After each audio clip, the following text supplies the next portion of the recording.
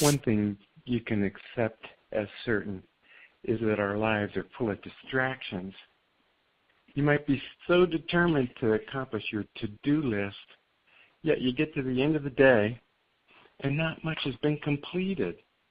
Let's look at some logical ways to control this big time waster we all face. You see, we've seen managers that run around all day like chickens with their heads cut off from one fire to the next, and they consider that the normal day. The most productive way to accomplish things, however, is totally opposite of that. Many people like a to-do list. I personally don't have one, but what I need to accomplish is so ingrained in my mind that I take and prioritize them without a list. The most important tasks are first, and then you list them down in order, the things you need to address. Bring one item to completion before beginning the next task. You have to have the self-discipline to bring each task to completion, and you'll find immediately you get much more done. After all, you can start 6 different tasks and think that's wonderful. But if you don't complete a single one, what have you accomplished? Does this even sound remotely efficient and productive? We all know the answer to that. You'll find initially discipline yourself to bring a task to completion will create some challenges as you go postpone the next fire for your immediate response. Rest assured that developing this self-discipline is so productive and rewarding, you'll be amazed by it. And really, no matter what you're trying to accomplish in life, no matter what you try to accomplish in life, if you look and think about it, it requires self-discipline. If you want to lose weight, self-discipline. Hey, that pizza might not be a good idea. 5 slices of pizza is wonderful. But is that going to help meet your accomplishment?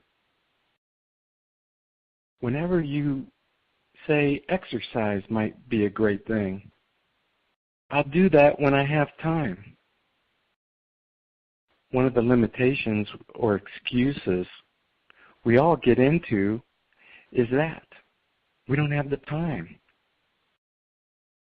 Really, when it all boils down to true fact, we don't have the self-discipline to accomplish the task. We don't have self-discipline to accomplish the goal. You can have a lot in your mind that you want to get done. You know you have to do this or that. And you're not getting it accomplished because of a lack of self-discipline. Now, I admit to you, the other side of that might be commitment. Because if you don't have the commitment to get something done, then you haven't really empowered your results towards anything. It does require a commitment, but without self-discipline, your commitment will always fall short.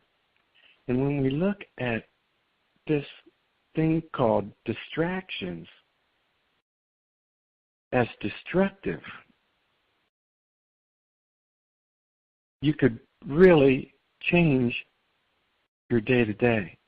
When I go into people that have a list and they prioritize that list, and someone wants to distract them,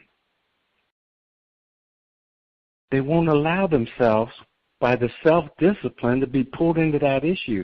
Instead, they'll say, hey, I got something I'm working on right now. I will get back with you in an estimate on time that's realistic, and then we'll discuss that issue, okay? And then write it down and get a discussion as promised.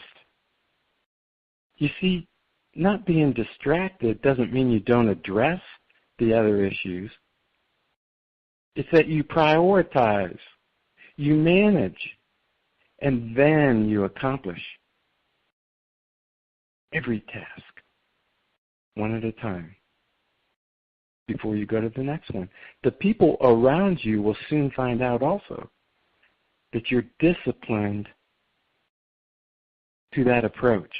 And when that happens, the fires get less and less. Matter of fact, their approach to you might change.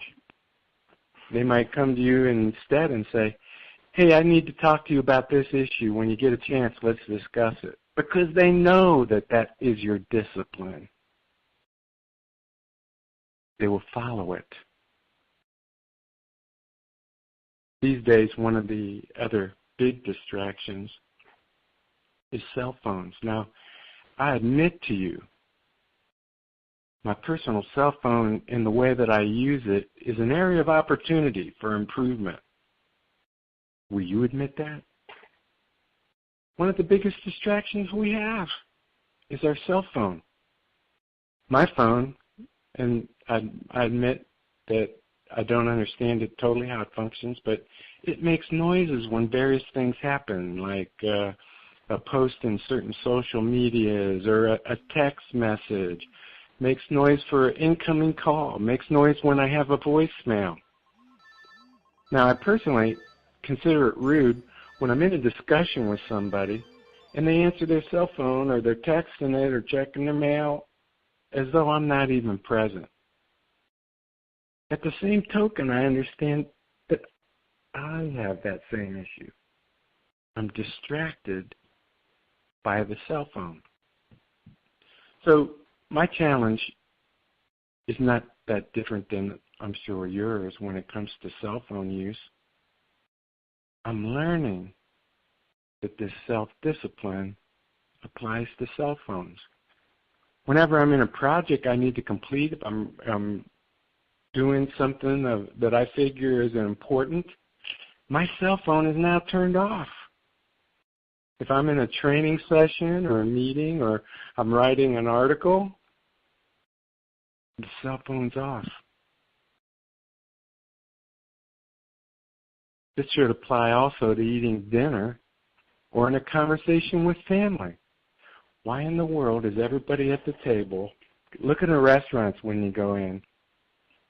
Look around you and you're going to see people sitting with people, interacting with the phone in total disregard for the individual they're with. As a matter of fact, I wouldn't be shocked to see them texting each other from across the room rather than to talk. The cell phone is an amazing distraction. Turn it off more. You're not a brain surgeon. There's no crisis. A post on Facebook can't be that important that you can't wait for 15 minutes or an hour to get that news. A text message. Most of them are useless. And I haven't even started talking about one of the biggest distractions with the cell phone.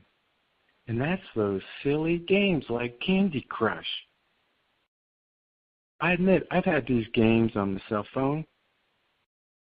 However, right now, I don't have a single game on my phone.